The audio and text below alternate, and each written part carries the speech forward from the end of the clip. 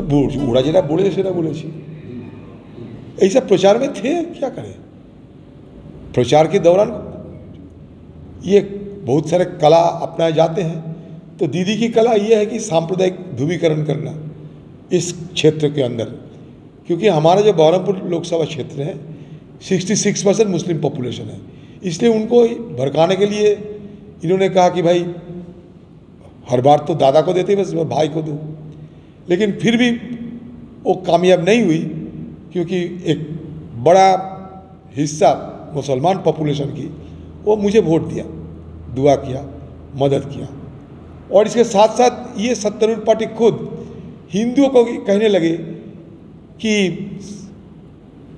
जिनको हम उम्मीदवार खड़ा किए हैं मुसलमानों को बीच टीएमसी और कांग्रेस में लड़ाई के चलते वो हार जाएगी, हिंदुओं आपके लिए बड़ी सुनहरा मौका है, आप बीजेपी को जिता दो।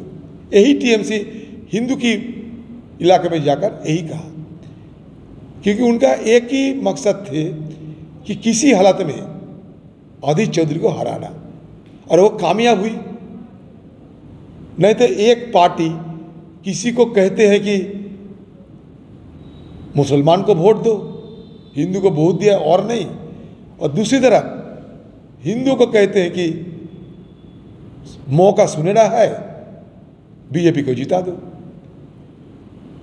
ये सारे को जानकारी है ये। इसलिए पिछले चुनाव की मुकाबला इस चुनाव में, पिछले चुनाव की तुलना में इस चुनाव में बीजेपी पार्टी की 2.5 गुना वोट इजाफा हुई है, और इसी के चलते मैं हार भी गए हैं।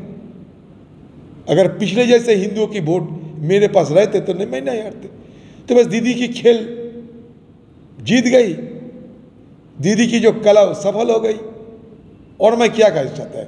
फिर भी मैं तो हारी, और हार को मैं स्वीकार किया। और मैं हमारे जो उम्मीदवार जीते हैं यूसुफ पठान जी, उनके लिए मेरा शुभकामना है, वो आगे बढ़ते रहे, लोगों को सेवा करे, बस। और क्या, मैं खुले तौर पर कितने बार कहते रहूँ, बताइए आप लोग। बार बार एक ही सवाल मुझे ना पूछे तो बेहतर है।